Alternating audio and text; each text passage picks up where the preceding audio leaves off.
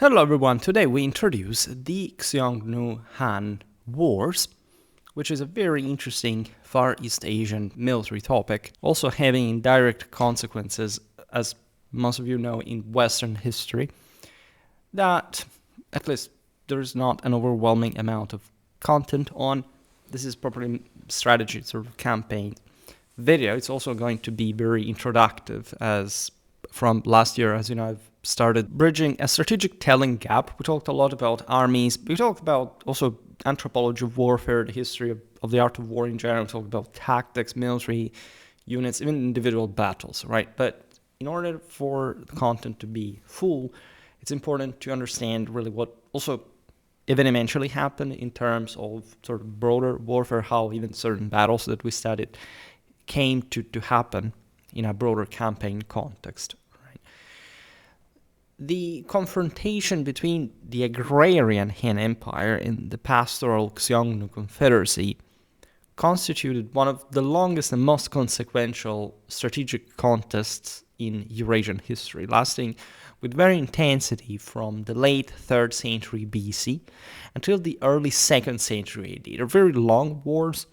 They underscored the continuous tension existing between sedentary China and her nomadic neighbors, the resilience of both of them, telling the truth, and the general also impact that, in fact, properly nomadic warfare would have on the Han military, that I made some videos on already, and that is mostly like the product of a sedentary civilization, but already had from quite a long time a sort of very structural nomadic influence, right? In the West, you have nomadic influences mostly in a tribal, ancestral sense. There is permanence of the equestrian model of leadership, for example, among peoples in Europe as centuries that mostly felt they had in the infantry the decisive arm. We've often covered this. The Chinese have much more of a state in the sense, at least, of a more easily tendentially unitarily controllable land, more homogeneous one, also internally devoid of radical sort of separations, even favored by geography, etc. And the Chinese had, during the Han Dynasty, a very specific sort of method of coping with the nomadic neighbors that revolved around not just the tactical and strategic confrontation, but also the fact that the Chinese wanted to project their sphere of control into Central Asia. That's yet another leitmotif in Chinese history that we widely covered, and that dictates a lot of these interactions, because China is not merely on the defensive, right? But naturally, with importantly organized neighbors that are able to be also partially civilized while in the steppes. This is something that happened also in the West. When you look at the neighbors of Rome, the Germans, the Persians, you realize that they were heavily Romanized in military culture, in arms, in armor, and so on. When you look at these big steppe confederacies that eventually were to move, and or at least sort of parts of them, after they exploded, were capable of literally crossing the entire longitude of the Eurasian steppes to search for opportunities in the West. It's incredibly fascinating. It brings that element of China into that. Last year I made a video about the genetic origins of the Avars that were very connected with the Ruran and in fact also this very heavy Xiongnu influence. We talked about the Ephthalite hunt at some point recently as far as the Sasanian frontier is concerned. And there is so much in between that is worth discussing. So these wars between the Xiongnu and the Hans are sort of a very classical topic for any Eurasian warfare enthusiast.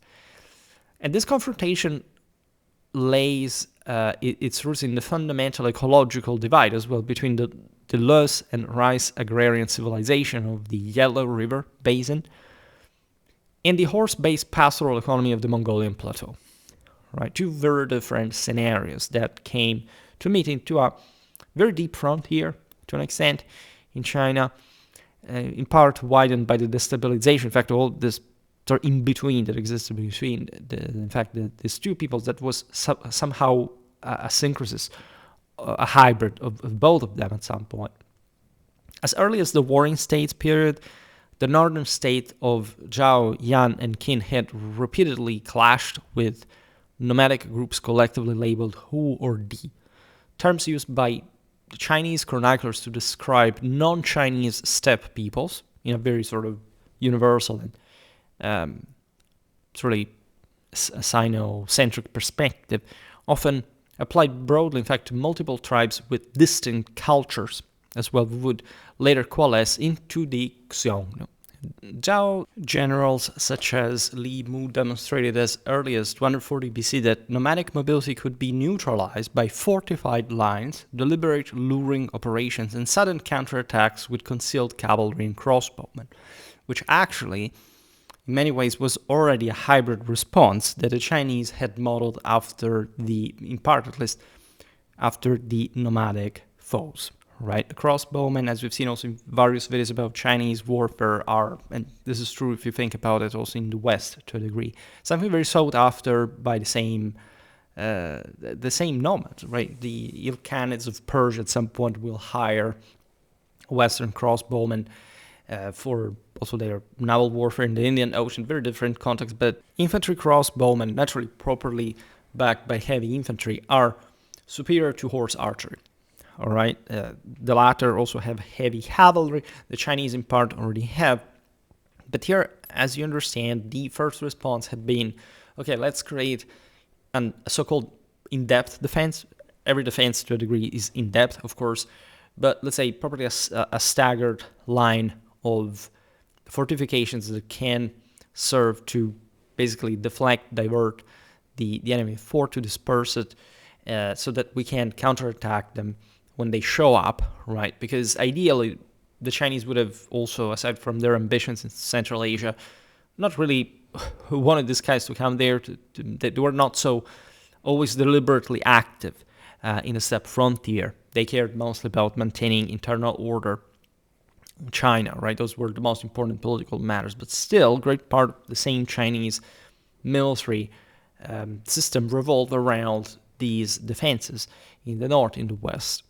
Now, the Qin dynasty elevated these Chinese tactics to imperial scale proper, right? In 215, Qin Shi Huang, the first emperor of a unified China, plus sort of ideally / traditionally ruling between 221 210, dispatched General Meng Tian with an army numbering in the hundreds of thousands. Allegedly, I digress every time on this. Eastern sources are not writing these numbers to actually convince you that these are actually hundreds of thousands of people, literally. It just means a really an overwhelming amount of force, which, if we consider what a general mobilization could be, like the professional military plus a great work of militia and so on all across China, yes, we can't even think there were hundreds of thousands of people truly mobilized for also menial jobs. In fact, these forces included convict laborers next to regular troops to a degree, but it's not like there were armies surpassing 50,000 or, very often, like not even 30,000 as individual forces. Of course, different regions, provinces could mobilize their own local armies for their own specific operational purposes, but in this sense, they were reliant mostly on that base, on that district at a time, right? Greater forces as sort of major expeditions altogether did not concentrate, if anything, also for logistical reasons, more than 50,000 at a time. Supporting armies could be there again, but on a very wide theater. And yes, it's really impressive, but in order to support it, it's up because just they had a lot of land. Like we've seen this also recently in the video about the Roman invasion of Dacia. I say this because over the years I found a small but sort of consistent amount of people who somehow believed that China was overbearingly more powerful than the West. For some reason, it was this Oriental dichotomy of, oh wow, the hyper civilization was there, this hyper military fantasy, of this incredibly orderly, enormous systems and whatever, on which, unfortunately, the West, also in terms of artistic representation, there are many cultural factors why this happened, sort of indulge a bit too much. And the Chinese system is truly the only one that can compare with the West, and not downplaying that. In some things they were superior to Westerners, in others not, right? And in general, they're very comparable. But we'll, if anything, leave this also for another big video. Now, back to the effort against the nomads. Meng Tian swept the entire Ordos loop clean, right? The local Rong and Di populations were systematically exterminated and expelled northward. Naturally, also thanks to the efforts of rival tribes that sided with the Chinese. River courses were diverted by the empire to irrigate new agricultural colonies. And a continuous system of pounded earth walls faced with stone in mountainous areas was constructed from Lintao in Gansu in the west to the Liaodong Peninsula in Yaoning in the east. Right. In other words, China was providing itself with a major strategic infrastructure to prevent the infiltration of nomadic forces. Naturally, previous the deployment of adequate garrisons and the sort of swift and effective capacity of field armies to meet with the largest forces of the invaders. Garrison cities were founded at Zhuyan and Yunyang. Meng Tian's headquarters commanded a chain of beacon towers that stretched across modern Inner Mongolia. Now, the psychological and material impact of the still fragmented Xiongnu tribes in this circumstance was devastating. They lost their richest winter pastures south of the Yinshan range, and Modu Chanyu, ruler of the Xiongnu at the time, father of Modu Chanyu, was forced to retreat deep into the central Mongolian plateau. Over the centuries, these populations had fundamentally advanced, gradually creeping into ever closer to the agricultural lands of the Chinese world, and they hadn't been checked in some way. So the Chinese managed to dislodge a great part of them just by destroying essentially everything they found in the process. And there are ways to target nomads, right? There are specific springs, specific pasture areas, and so you can. It's something we've seen as a scorched earth strategy, also in other places, in other environments, like, I don't know, in Bronze Age Mesopotamia against the Arab nomads, something like that. And this, by the way, shows how truly civilization has the upper hand on the nomads. This existential crisis of the Xiongnu provided the catalyst, however, for Modu's violent consolidation of power. Normally, when you have these shocks, you also have somebody who emerges from the crisis that realizes the necessity of political unity and that is capable of striking back.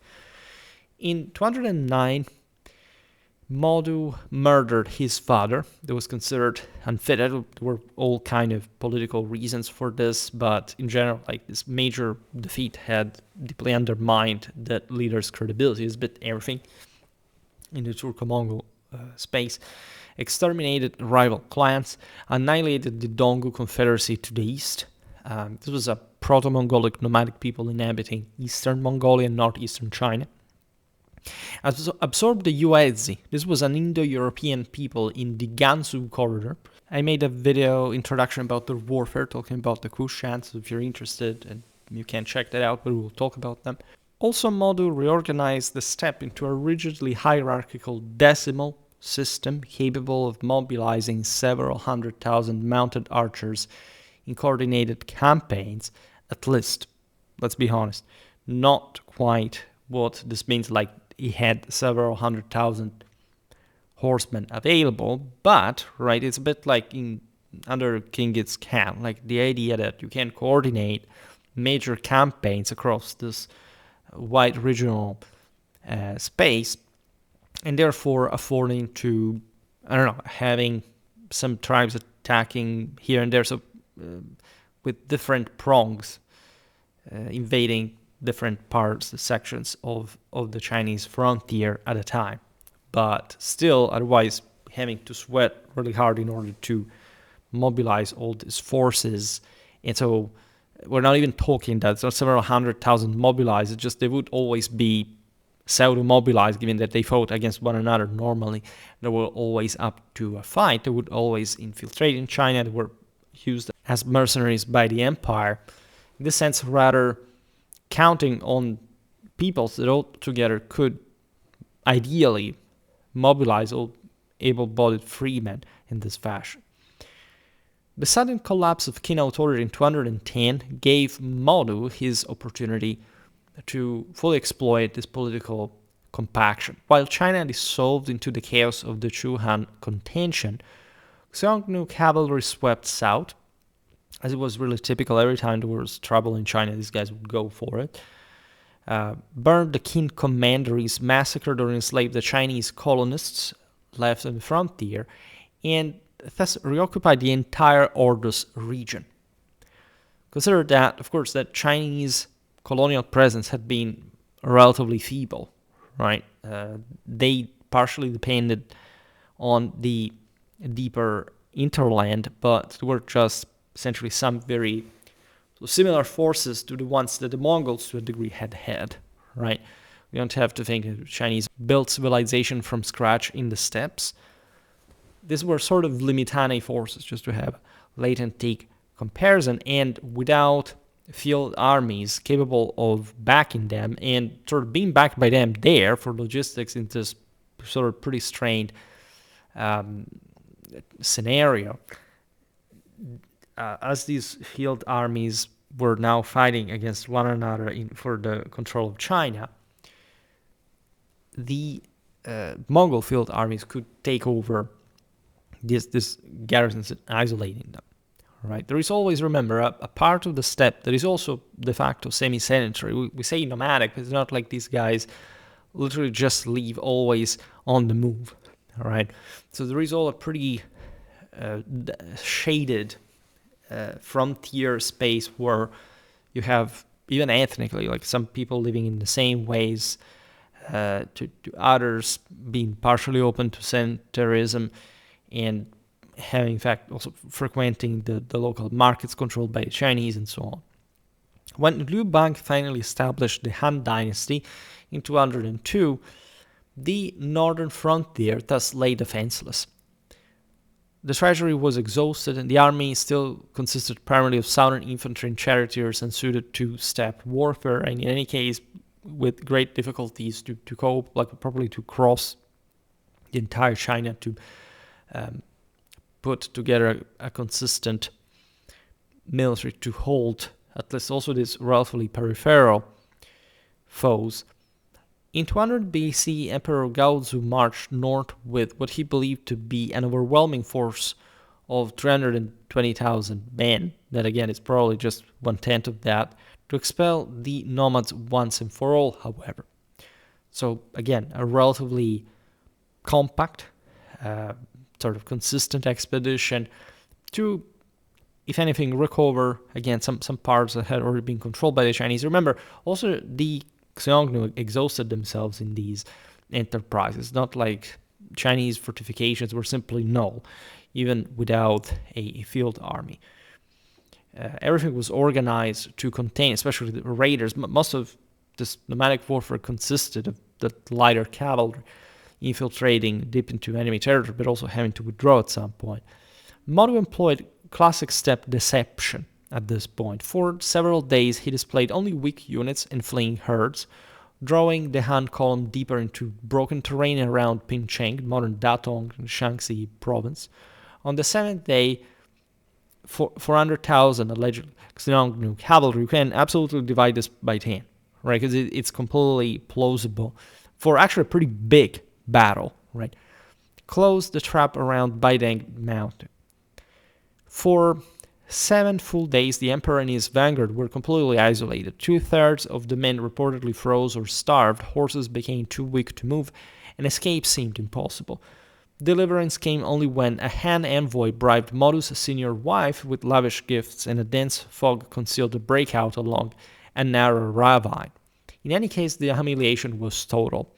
You want to appreciate how similar all these ambushes stories are. I'm thinking about Byzantine episodes of this, such as the Battle of Myriokephalon, etc., where you don't really even fully understand what actually happened there, right? Because if you need to lure the enemy into an ambush like the Xiongnu did at this way, it means that you're not strategically superior to them.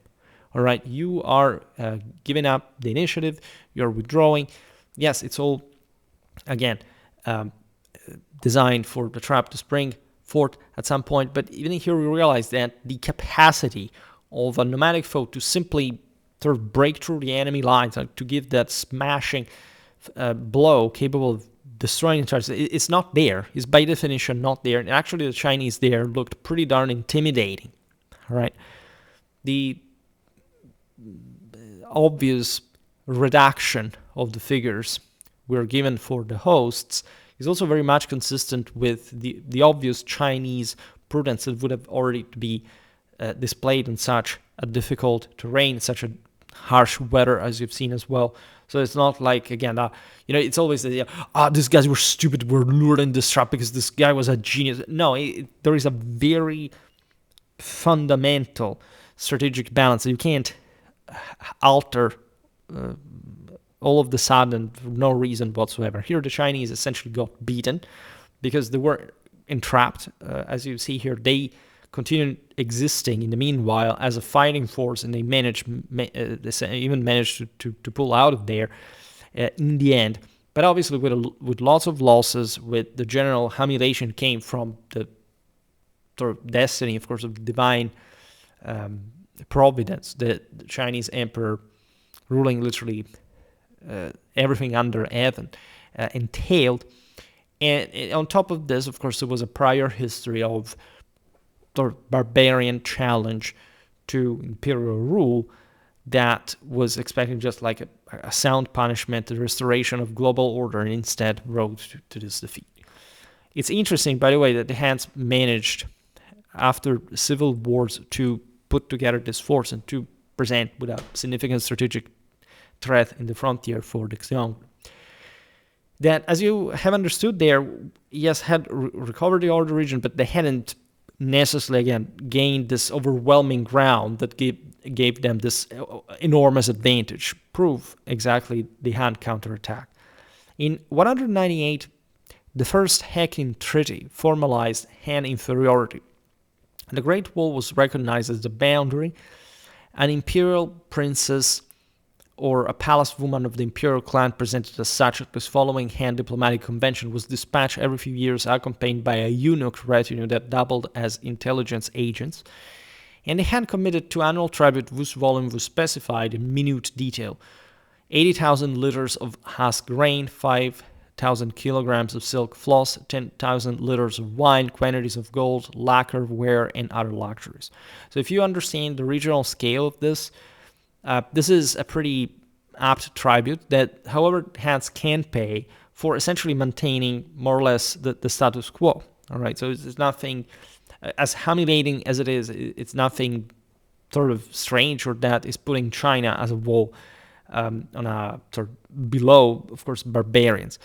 It's mostly a matter of, again, a recompaction within China, in keeping in the meanwhile the barbarians content with some sort of lifeline for maintaining also this concentrated power that, as we've seen, Modu had managed to achieve. Over the following 7 decades, the quantities steadily escalated as the Xiongnu grew more demanding, and the Han economy recovered, however, at the same time. You understand, at that point, political sidings were sort of to go against one another in open warfare once again. Raids continued almost every autumn when horses were fattest. A single commander might lose 100,000 head of livestock and thousands of captives in one season. Frontier markets ostensibly established for peaceful exchange between Chinese and steppe traders became channels for smuggling iron weapons, which were legally prohibited but flowed north in large quantities. So there is a problem for China here. And the Mongols are definitely taking advantage of the situation. Behind the facade of Ekin, in fact, the Han were rebuilding their military capacity with extraordinary determination, exactly to cope with the frontier nomads.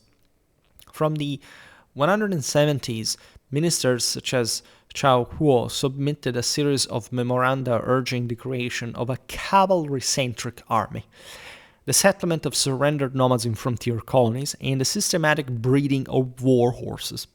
This was an important change because it essentially brought the Chinese to import an extraordinary amount of mounts to create the adequate pastures from within the sanctuary. Mostly they were not properly in the core of Chinese Han hinterland, but also that they were protected enough from the nomadic invasions. This could not really happen without the settlement of same nomadic auxiliaries, and so training this cavalry their own style and so on.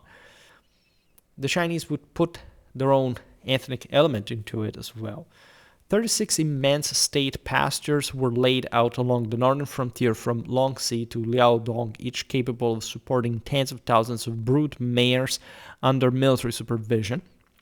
Never underestimate the number of horses that were actually mobilized, because as we said before, the actual fighting force was very contained, as it had to be, but as we've seen also in Mongol armies of the Middle Ages, this depended largely on how rich was this or that specific tribe, but in theory there could be even up to 10 horses brought by the nomads. Sometimes it's their entire possession individually out there. It was no state, it was mostly a clan-based contribution, etc., single families. So basically for 30,000 men, you could have, realistically, I don't know, just 100,000 horses. That is realistic, right? But this also radically limits the strategic mobility surprise. Essentially, there are only certain parts of the year during also the humid season where you can, if anything, water these horses. There are only certain passages along riverways that can allow you to supply the army, right? So it's something we can study. I made a video about this for Mongol armies in the Middle Ages with great detail. We can expect things working more or less the same in this frontier, right? Stallions were kept separate except during controlled breeding seasons. Foals were branded with the imperial mark and trained from age 2 in China. This was very important because there was an enormous, as we've seen before also, black market, right? So let's put it in this way. Like you had to, like it was in the same Mongol tradition, really to brand your own horses to be sure that if somebody stole it from you, at least other people knew where that came from. There's a thorough imperial commitment here.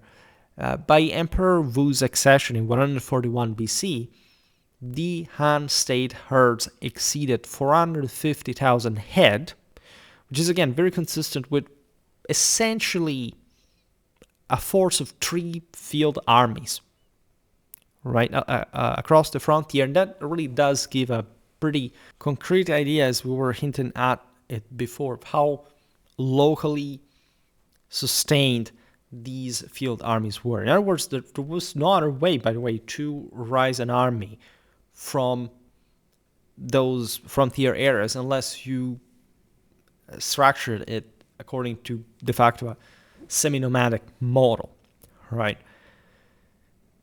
These horses were also supplemented by private studs owned by frontier magnates, unavoidably. This was a very privatized area, very, very difficult to simply centralize, right?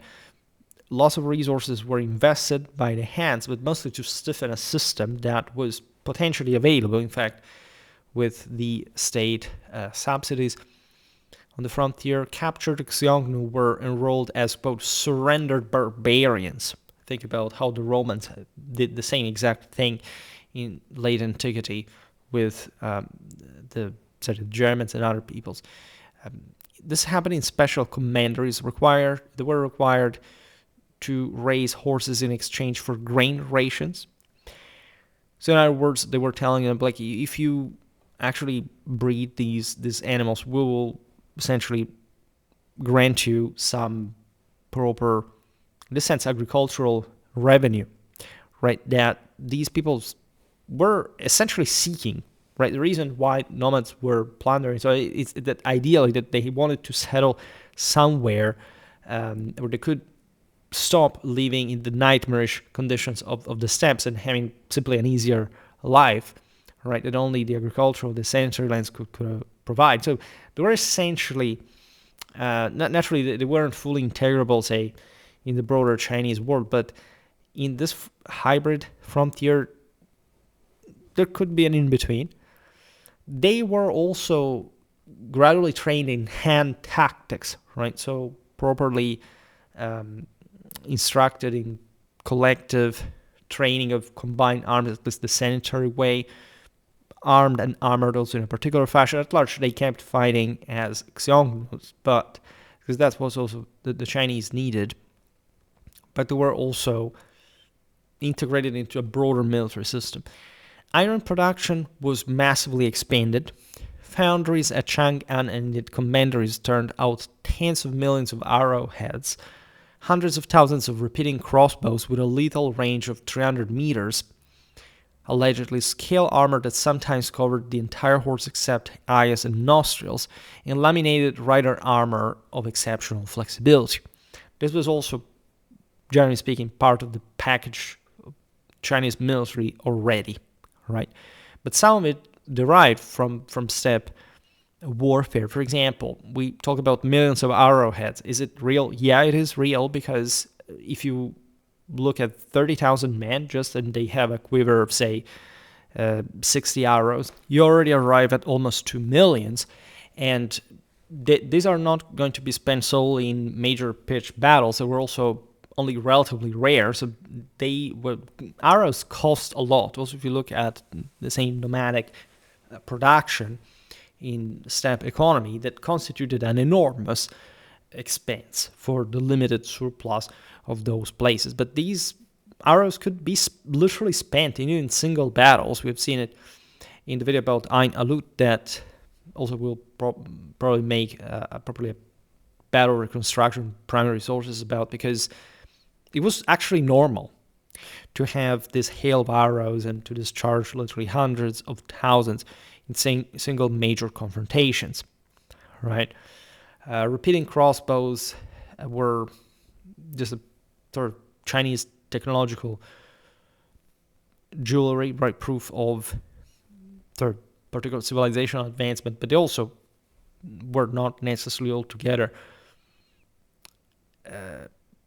sort of surpassing the general missile capacity of the time. It was, if anything, a response, a technical response to steppe archery that was, in any case, mostly countered by other steppe archery. As you see here, the Chinese are creating essentially a nomadic army. Scale armor, laminated one and so on for both rider and horse are also, for generally speaking, the elite. The wide majority of cavalry does not even properly have metal armor in particular. So this is actually all normal, but it is important as a figure to realize how expensive even a normally equipped army was at the time for these economies. That's how, as we were explaining before, you can't have, literally, this is mathematical, you can't have hundreds of thousands of men unless, again, you mobilize, 90,000 men across the entire frontier in 3 separated armies operating in different provincial spaces at a time. But that's also a massive stretch, an enormous cost, right? The standard hand cavalrymen of Emperor Wu's reign carried a heavy lance for shock work, a composite bow for range combat, and a ring pommel saber or halberd for close quarters. Elite units rode fully armored mounts and fought in close formation supported by mobile wagon laggers, which the latter being really a famous tactic that had been there among nomads since ever. It's nothing particularly special either. It's also kind of obvious. It's still used today, right, in places like the desert and so on with pickups, etc. Also in here, appreciate the cost, appreciate the versatility of these troops, and the fact that at the end of the day, they they were in part literally nomadic. Like here you have the Chinese halberd, it was also used on horseback and so on. There were lots of infantrymen from the Chinese side, those colonists we're talking about before, including Xiongnu's that would fight on foot, dismounted or properly, just because they may have not had a horse at some point. It's not like every single colonist was every single inhabitant was a registered colonist, right? So there were all kind of troops that could be put together, as we've seen before, even criminals, whatever, depended really on the situation. The Mai Operation 133 we are obviously all BC here for now, right? Was intended to end the Xiongnu threat in a single decisive stroke. You couldn't take over Mongolia, but you could break the reins of the sort of major Xiongnu potentate over this regional basin, and therefore fragmented their political landscape to better control them.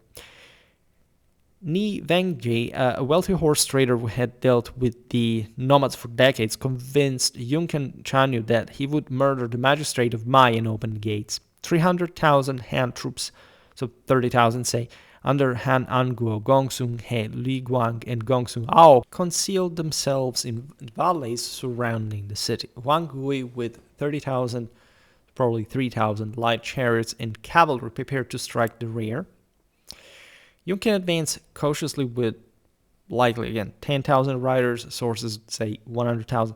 Reaching the suburbs, he noticed abundant livestock grazing without herdsmen. Grew suspicious for this reason, captured a beacon tower soldier who revealed everything under torture, and withdrew in perfect order, losing only a few hundred men. The Chanyu sent a mocking message, quote, "Mai was a fine city, but the wine was sour." Wang Hui committed suicide to avoid execution. The policy of Akin was formally abandoned, and the court resolved on total war. What is very fascinating here, by the way, is the use of chariots on the frontier. These were lighter ones compared to the heavier still used in China. And we'll talk better about that because hand warfare is pretty big. I don't think I have quite covered, I think I talked about the organization, but you know, in any case, where Eurasian warfare was coming from. Here, yes, I partially talked about that, so I'm sure there is content about it, but we'll make more specific unit videos as well. We don't know too much. We do have, of course, chariots also, yielded from archaeological finds, etc. The point, of course, is that, as you've probably realized here, regardless of the advancement of civilization, all this historiography is, say, not quite mythological per se, but the information is provided is somehow a bit rounded up, a bit anecdotized to an extent. There is always a pinch of truth here. The story, the individual guy was tortured. Do you know how things actually went? There are stories, obviously, like many legions almost. But the fact that the Chinese still used chariots and they, by the way, employed it against same-step riders is fascinating, because the survival of chariot warfare had actually originated from the steppes to fight against these nomads. Even though here the Chinese general even committed suicide because failure was not an option, it was a great mobilization. Here, essentially, the empire had tried to lure, as we highlighted before, the Xiongnu into an ambush in their own kind, right? But the fact that chariots would be still as a heavier component, the crushing one, against, for example, this lighter horseman is quite fascinating. It illustrates how still performing, difficult terrain at large, the light as opposed to the heavy chariot was already an adaptation to that. Was a sanitary force against this more elusive barbarians. Now the Han counteroffensive, remember, because here the Xiongnu have also invaded once again the frontier. They had been doing it for a long time. So the counteroffensive began immediately. In late 129, 4 separate columns, totaling 4,000 cavalry, raided the frontier markets where Xiongnu gathered to trade, killing several thousand and capturing large herds.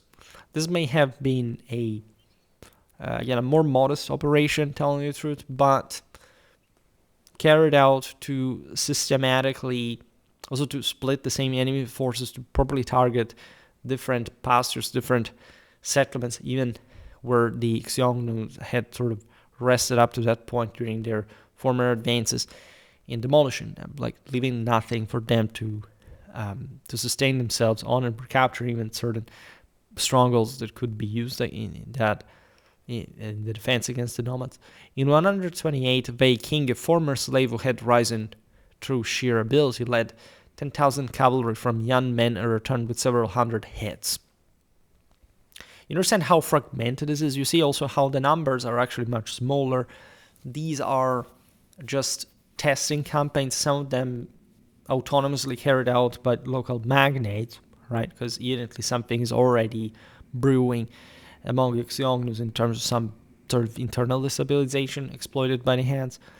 The most important campaign came, however, in winter 127, when Wei King marched 500 kilometers in 10 days across the frozen Yellow River from Yunzong, surprised the Lufan and the Bayan kings in their winter quarters, killed or captured more than 20,000 warriors, and seized several million head of livestock. Naturally, here it's likely several 100,000.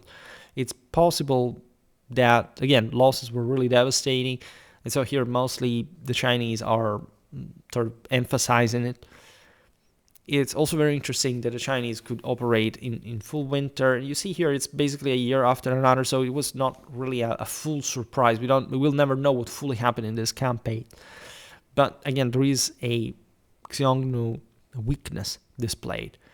It's not like you can always mobilize large forces in the moment. If politics does not allow it, the entire system is going to decay and resent of that. Now, the entire Ordos was resettled once again with 100,000 Chinese colonists, so probably 10,000, which is not few, right? I would like to stress that. It's not like if you say it's 100,000, it sounds plausible. 10,000, oh my God, they couldn't garrison. 10,000 was a good thing. It was also just even for the sake of how would you had to concentrate them. It was not so important to control everything, but just certain important choke points along the river and sort of practicable terrain, the markets. Again, 10,000 colonists as large, if we understand them as properly levies, part-time militia essentially, that has to stiffen. The one is already present. The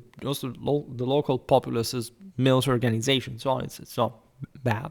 It was under the new commanderies of Shufang and Wu Yan. So gradually, because you don't want, again, to throw so many people out there, and you're just creating a lot of confusion. You're actually exposing lots of them also who would like to be there in that sense.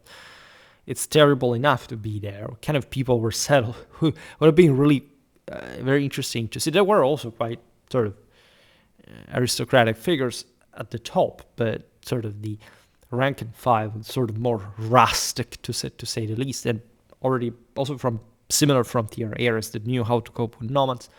The Qin walls were rebuilt and extended westward, and beacon towers were constructed every few kilometers to facilitate really a pretty consistent communication with the command.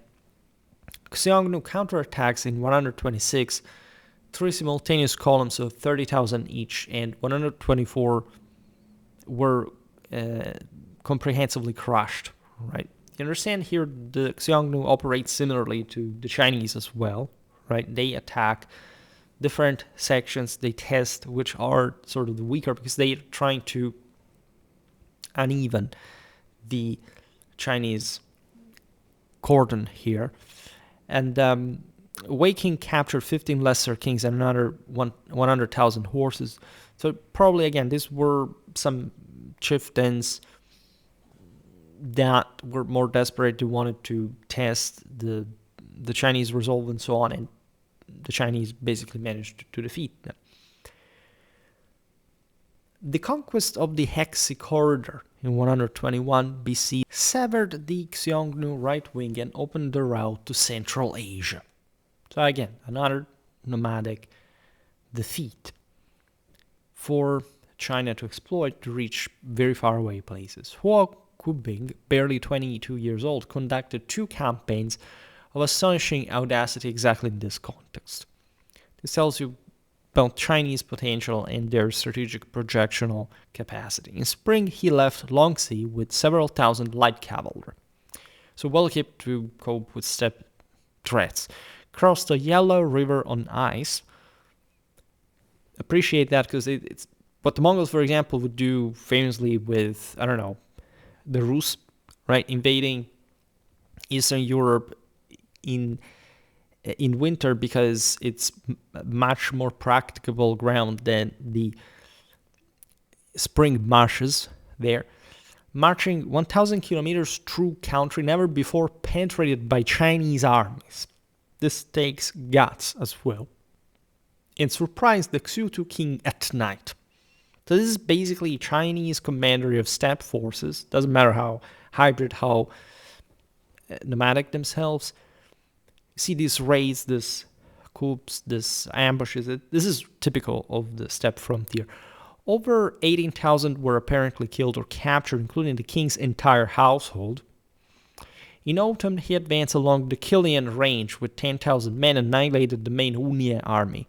Apparently 32,000 killed, 2,500 captured, and accepted the surrender of the Hunye leader with 40,000 followers and tens of thousands of livestock.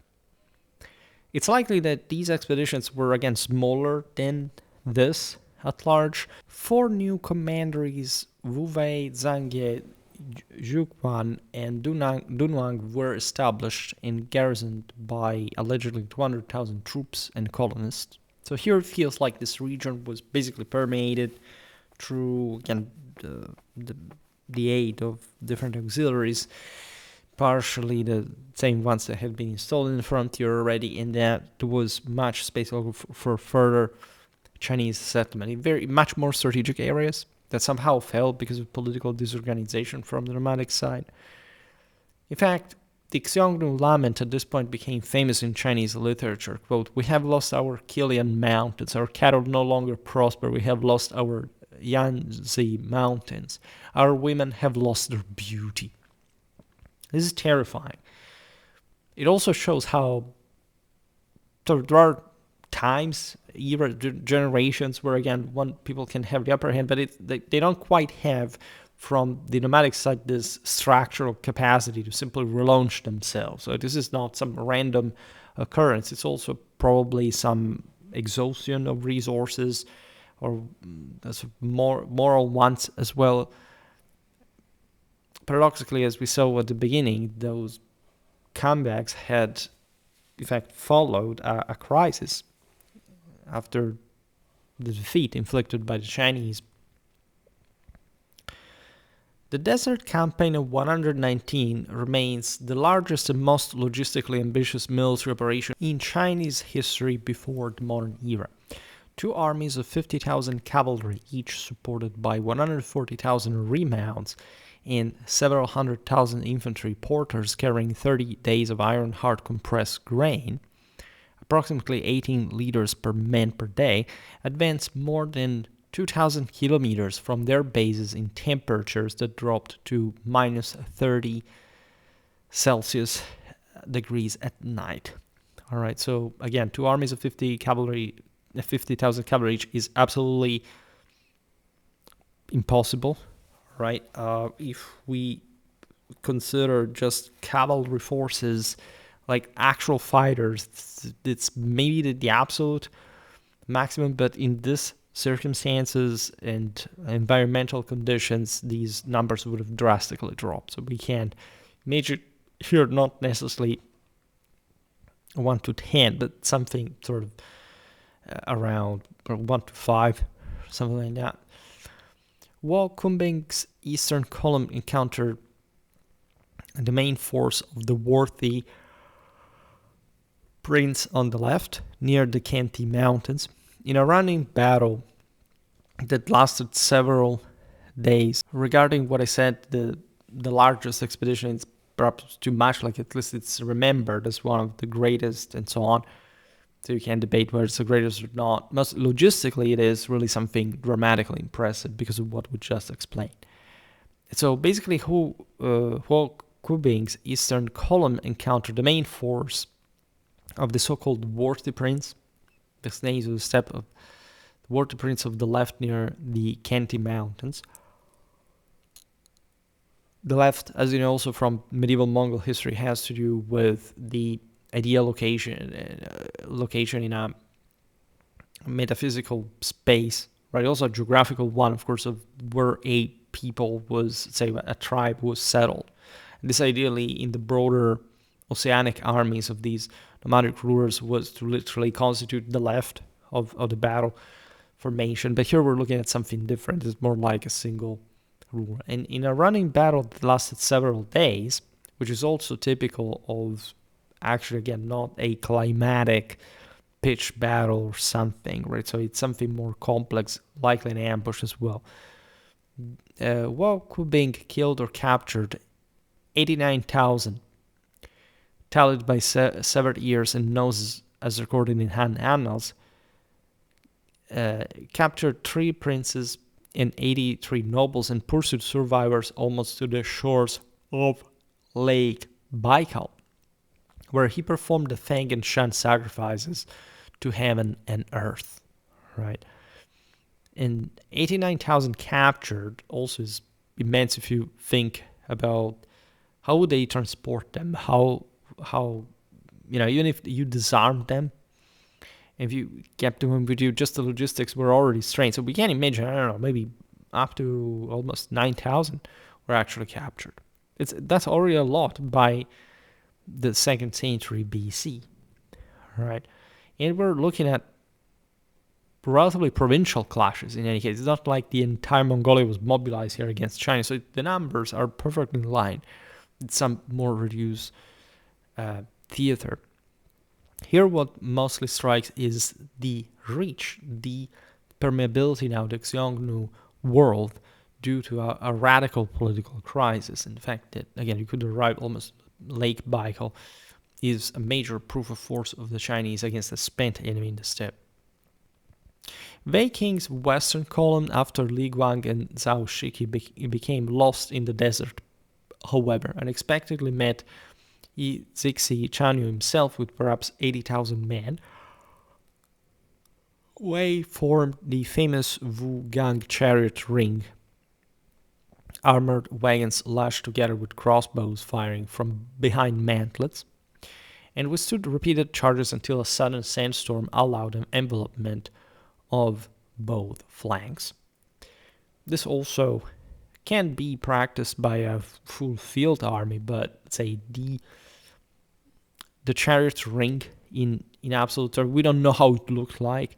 We don't know how many chariots, we don't know the circumstance. In any case, we're looking at a superior enemy force that could be, again, lured to attack this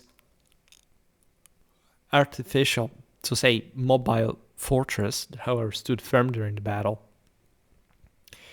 And this speaks of, even though there were wings, eventually were probably, again, capacity to come out of the Wagenburg, so to say, it does seem like, of course, not a major pitch battle on a vast expanse, right? If we think the center, as we could see, I don't know, in battles like of the Ottoman era where there is a fortified center position as opposed to a lager, it's something. If we're talking properly a lager, it's more something like the Hussites could do because they were a smaller army at the end of the day. So that seems the more likely scenario after all. The Chanyu escaped with only 400 riders, allegedly. You see, of 80,000 men, of course, 400 riders were, the only thing. These are exaggerations, all right? The enemy would have remained elusive. The horse archers would have not come to grip with the Wagenburg. And even if, again, they had been enveloped and whatever, how do you even tactically, say, reach them? and close them and keep a larger force under your control, right? On top of that, what has been slaughtered, it starts being really a bit, sort of a bit too imaginific. The Chanyu that escaped was missing for 10 days, causing many tribes to proclaim a new ruler before he reappeared, however. The Han lost perhaps 80,000 horses and tens of thousands of men to cold and exhaustion, so they could have not been, as a fighting force, the large one we've seen before. Because if you lose tens of thousands, you're not even a fighting force anymore. I mean, you lose, at this point, we were allegedly seeing 50,000 cavalry as an army. You lose, I don't know, half of that. You're not a fighting force anymore. All right. And so all of this cannot, you understand how I make this, how I get to these conclusions, how I make the comparison between West and East, also historiographically speaking. It's not just like because I'm a historian by curriculum, all right, and I can smell these things pretty far away. But let's say there is a military logic behind them, all right? And so everything should be resized to an important degree. The Xiongnu's royal court ability to coordinate resistance south of the Gobi was secured by the Chinese. So my take on this is that, yes, they were incredibly difficult campaigns. Chinese logistics was very strained, but they also displayed some tactical superiority that allowed, with smaller numbers, to crush some larger forces. They succeeded, and so rather than the obvious attrition, the losses because of the weather and so on, you have to think also the enemy was not simply out there surviving. It's not like the Xiongnu, okay, there is bad weather here, terrible conditions to endure, they don't suffer losses. So there's a mutual attrition. It's as if those odds were factorially balanced, and to have tens of thousands of men to operate so deep into the enemy lines, exploiting a moment of disarray, of unrest and so on, with sound military competence, luck, because all great generals win with luck, right? You can't do without it, is a good example of Chinese civilizational success. And you don't need big numbers to make it sound amazing, all right? It's alone by itself amazing. The control of the western regions, as they came to be known at that point, required a different style of warfare. The Chinese, in many ways, had for the first time ventured to certain places out there. So these generations of prolonged warfare with the Xiongnu really changed their military, right, at different levels. The 36 oasis kingdoms that were controlled were small, walled, and separated by hundreds of kilometers of desert. Armies could not live off the land. In 108, Zhao Ponu, with only 700 regular cavalry and several thousand convict auxiliaries, marched, this is more realistic by the way, marched from Zhuquan, captured the kings of Lulan and Juxi alive, and forced the submission of most eastern oases, which also proves that, again, it was possible to achieve this with even that small force. You can't just imagine, like in the 2nd century BC, how Xiongnu lifestyle could be in individual terms.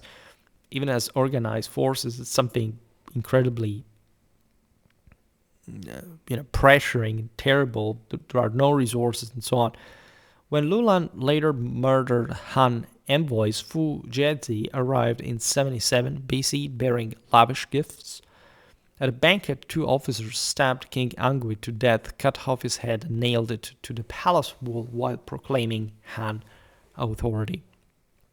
The dead king's brother was fetched from Chang'an, where he had been held hostage, and installed as ruler, which was also typical, playing to their politics. Take hostages, right?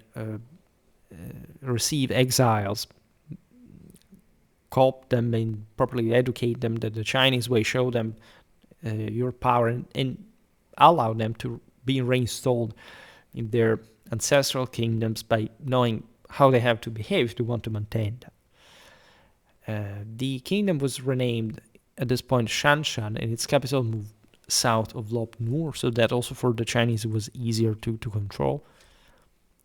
It was naturally easier, especially in the steppe world, to simply change centers of power because there wasn't much consolidation of many at the local level to begin with. Then you have the 4-year war against Dayuan between 104 to 101. This was the longest campaign of the era, apparently. Li Guangli marched twice with 60,000 men, which again is impossible unless they were split in again different theater, but this was absolutely not the case. They may have been as well, again, several thousand plus some core of professional, sort of regular Chinese ethnic forces. And vast supply trains in any case, because it was that straining, but once you managed to capture certain posts, you could hold them more safely than nomads did. The first expedition turned back after losing most of its men to thirst and hunger, which meant that likely they simply pulled out with not such a huge amount of losses, but because they understood they couldn't probably go further without sort of risking to probably be cut off, logistically speaking, and to be annihilated out there, ambushed by the enemy. It was always out there trying to entrap you. The second expedition, reinforced with allegedly 100,000 oxen, 30,000 horses, and tens of thousands of crossbowmen, besieged the capital of the opponents for 40 days, diverted the river that supplied its water, and breached the walls with sapping. This is Chinese military engineering at its best. In such faraway places where it becomes all more complicated. The nobles of Dayuan killed their king at this point, offered submission, and delivered 3,000 heavenly horses. These were the famous Fergana ones. I made a video about the, if anything, the Persian, but it's the Fergana at that point, a heavy one of the Persian Wars times. 17 neighboring states sent hostages at the same time, and so you have China swarming across these lands with political hegemony and capacity to get the best of those places' resources, including the precious metals that were, as you know, literally the best in the world. The ones of the Fergana Valley, we will talk about them in particular from a military point of view because they are really incredible. The protectorate of the western regions was formally established in 60 BC after the Rizhu king, who commanded all Xiongnu garrisons west of the Gobi, defected with 12,000 warriors and their families. So they were settling the same Xiongnu's at that point. Zengi Ji, with only 500 regular troops and a few thousand local auxiliaries, exercised authority over the entire Tarim basin, collecting taxes, adjudicating disputes, and maintaining the postal relay system from Dunhuang to Kashgar. The communications were crucial, if anything, to send reinforcements, supplies just in time, but these protectorates were largely autonomous and self-sufficient. Now, the office was briefly abolished under Wang Man, but restored in 74 AD after Du Gu recaptured Turfan. And so you have all this series of campaigns that we discussed because we haven't looked at the Xiongnu from their own side. We can't make a video about their warfare historic to see better what's the thing. Also, we know much more about the Chinese than the Xiongnu to begin with. You have Ban Chao's 31-year mission. That, again, as we'll see now, was just like a lifetime spent on the frontier between 73 and 102 AD. This remains also one of the most extraordinary feats of improvisation in military history, because you have to be completely there on your own, right? Most of the resources to wage warfare you have to get from there. Arriving with 36 men, allegedly, he assassinated the Xiongnu envoy to Shanshan, personally beheaded the soothsayer who advised the king of Khotan to demand his horse, and executed the puppet ruler of Kashgar. With never more than a few hundred Chinese troops here maintained control over 50 kingdoms by playing them off against each other, divide et impera, and against the northern Xiongnu as well. They were a bit out of the picture here. In 90 AD, he defeated a Kushan army. These were the Yuezhis de facto. And so we're looking also, again, this peoples that crossed. Even, as you know, Kucha and Kushan were pretty similar.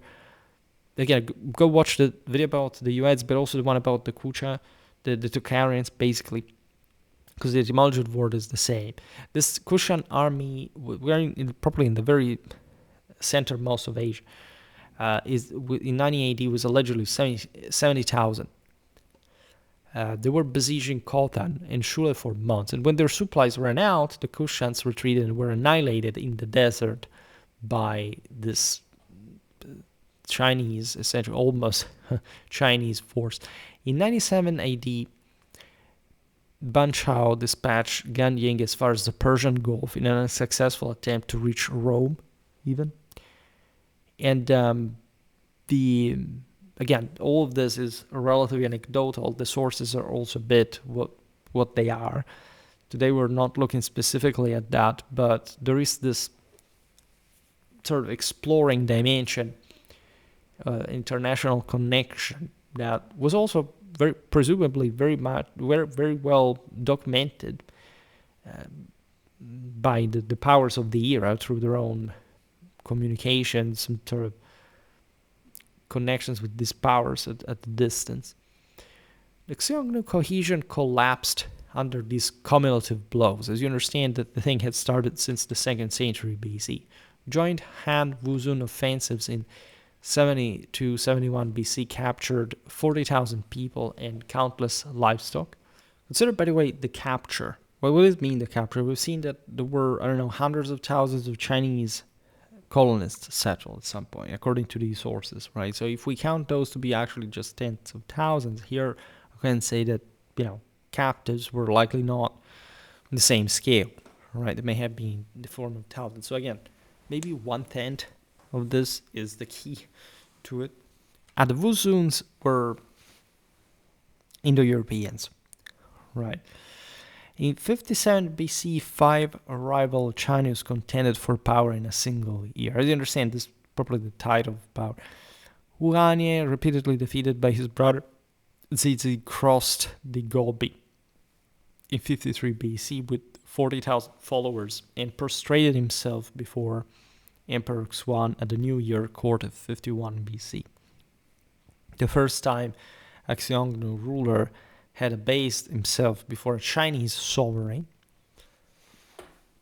He repeated the homage in 49 and in 33 received Wang Zhaojun as consort.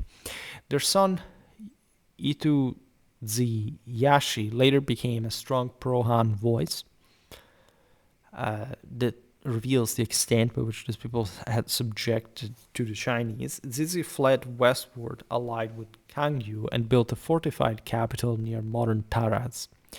In 36 BC, Chen Tang and Gan Yansu forged an imperial edict, mobilized 40,000 troops from the Tarim garrisons and allied kingdoms, marched 5,000 kilometers in 45 days, and stormed Zizi's earthen fortress in a night assault that lasted until dawn. Zizi died fighting in the palace doorway. His severed head was displayed in Chang'an for 10 days. The strategic projection, again, is the most striking thing, all right? And it has to do also with, again, not much numbers of the armies, but the sheer distance and the fact that probably the smaller the troops were, also for the Mongol era, the Mongols were said to have enormous armies. It turns out they were actually smaller than it, and this makes everything also worthy of praise, because normally it's not like the less in absolute terms, the best in warfare quantity does really matter. But if you want to launch expeditions like this, they have to be compact, well organized, and you can't have overwhelming amounts of troops just, thrown at the enemy with no criterion, especially in these circumstances. The Xin interregnum between 9 and 23 AD briefly revived Xiongnu fortunes. Again, every time in China something happens, these guys reactivate, not because something has suddenly changed from a sort of systemic sense in an absolute sense, but because, again, the Chinese are occupied and these people think they can basically get what they want. Wang Mang's attempt to install 15 puppet Chanyus provoked unified resistance. 300,000 troops were mobilized along the frontier, say 30,000, and allied states forced to provide conscripts and supplies, causing mass defections. After the Han Restoration, Emperor Guangwu was too occupied with internal consolidation for major campaigns, but repeated natural disasters and Wuhan attacks in the 40s reduced Xiongnu livestock by 9/10. That's also a factor we want to appreciate, like diseases, sort of temperature extremes, different factors we can't understand. We're hardly merely environmental. This is mostly a political thing, right? But still, in 48 AD, after a crushing defeat by the Wuhan, the confederacy of the Xiongnu split permanently. B of the southern tribes submitted with perhaps, here again, from 2 to 300,000 people. They didn't have them. It is useless to presume that there was this level of political cohesion. All right. So probably, again, 20, 30,000 people, which is already a good thing by these times and places, like for the Chinese. That in fact resettled them inside the Ordos band as valued auxiliaries under close Han supervision. They could have simply not been deported in that fashion and reinstalled if it hadn't been diluted to some extent, right? Not even if you look at what the Romans were doing with the Germans, for example. You understand that probably the scale was similar. And we know, obviously, that the Germans weren't settling hundreds of thousands in the Roman Empire at that point. Annual tribute, princely hostages, and a Han prefect who adjudicated legal cases bound the Xiongnu, or what was left of them, tightly to the empire. The northern Xiongnu, confined to the barren steppe north of the Gobi, less developed, more primitive, more brutal, were, however, also less powerful and were methodically destroyed by the Chinese. In 73 AD, Du Gu recaptured Hami and Tufan, enabling Ban Chao's mission. The final campaigns came in 89-91 AD. Du Xian led more than 40,000 Han in southern Xiongnu cavalry in 3 columns deep into Mongolia. In the Altai, the northern Chanyu was crushed. 30,000 were killed and 200,000 from 81 tribes surrendered. So they formally submitted. Du Xian marched on the Kangai and carved the Yanran inscription. In 91 AD, Gan Kui and Ren Shang pursued the fugitive Chanyu with 2,000 light cavalry for another 3,000 kilometers.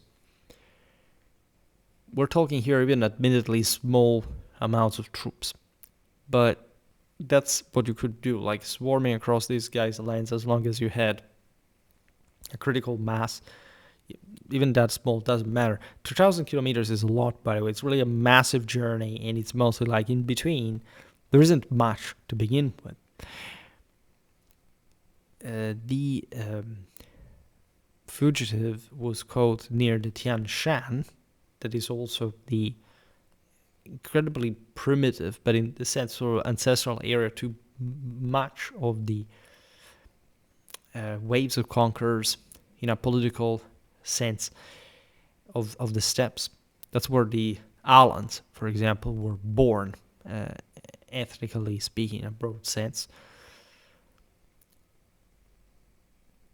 The Chinese here killed 5,000, captured the fugitive's family and seal and scattered the remnants westward. Surviving bands lingered in the Ili Valley until 151 AD, when a Han militia of only 4,000 men drove the last recorded northern Xiongnu beyond the Altai, after which they vanished from Chinese records. The southern Xiongnu remained within the empire as semi-independent vassals settled innate commanderies along the Great Wall, supplying cavalry against the Qiang and Xianbei. Their numbers grew to several 100,000, but their political identity was extinguished, which also tells you how they weren't. How can you count them, right? Population-wise, yes, there are studies about this, but they're mostly based on anecdotal evidence. The Great Steppe Empire that had once forced the Chinese emperor to bribe his way out of encirclement on Baidang Mountain had been, however, by now annihilated root and branch. Its pastures were colonized by the Chinese, its people dispersed and absorbed, and its name erased from the steppe for centuries. The Han had paid actually an enormous price in blood and treasure, but for the first and only time in Chinese history, the northern frontier was pushed beyond the Gobi and held there by direct imperial administration from the Yellow Sea to the Pamirs, ensuring 2 centuries of relative security unmatched before or since.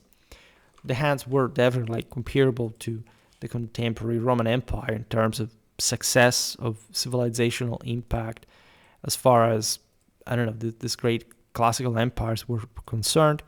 The story shows you how, again, like a very powerful, civilized, sedentary interland can definitely force its way in the frontier, destroying those forces that are preventing them, especially from reaching certain sort of connections out there in the world. It's mostly controlling the caravans between East and West Eurasia, and China had this very obvious channel path to follow in that regard.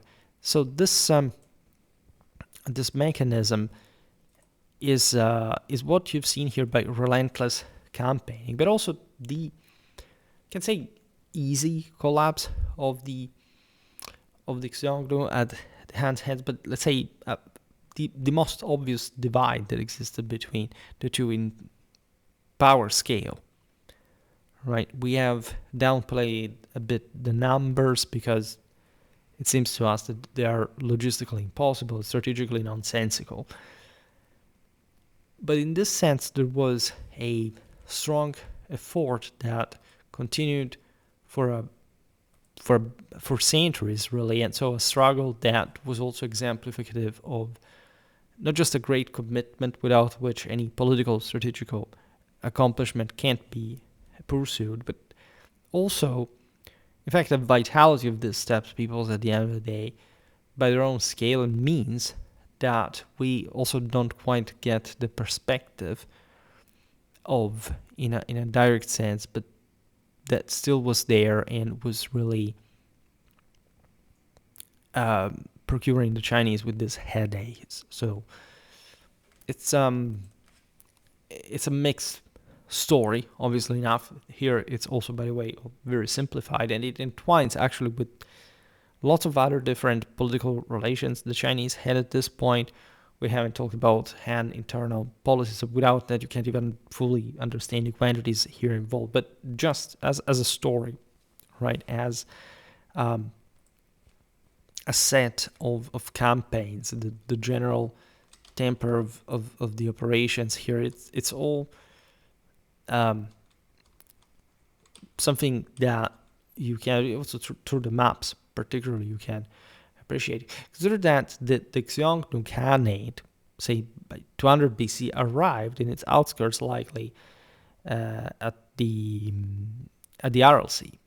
Even though it's very debatable, and it really depends on what we mean by these powers to arrive. Say that there were other groups also all around, but the emergence of these powers was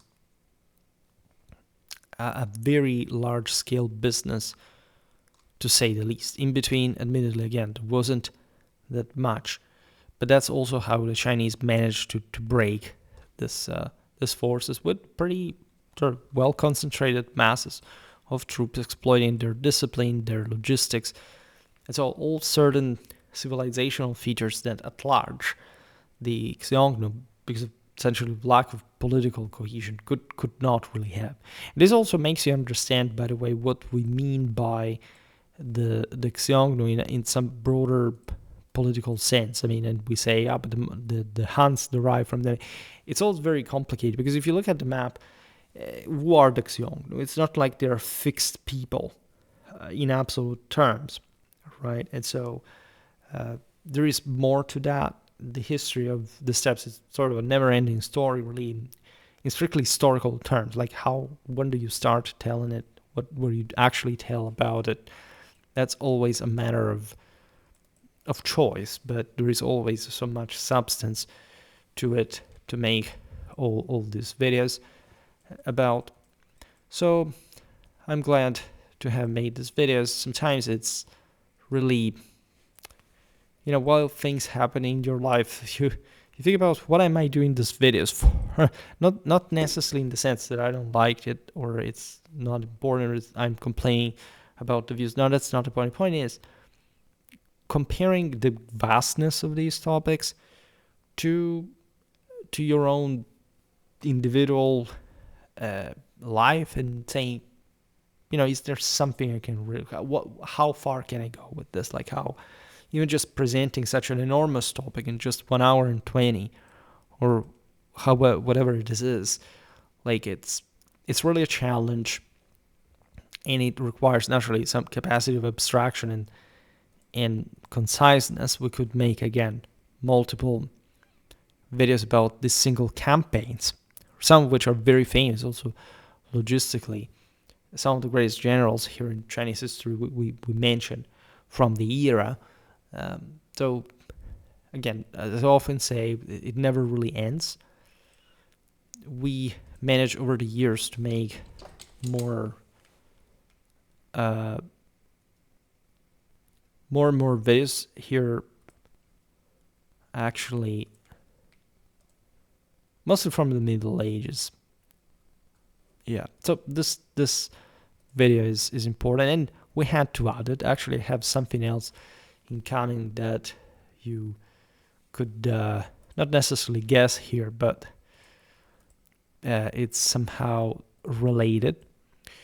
For today, however, I stop it here. I just hope that you enjoyed this video. If you did, please share it. Otherwise, leave a like or subscribe to my channel if you're interested in my upcoming content. As always, I thank you heartily for listening to me. I wish you a nice time and see you next time.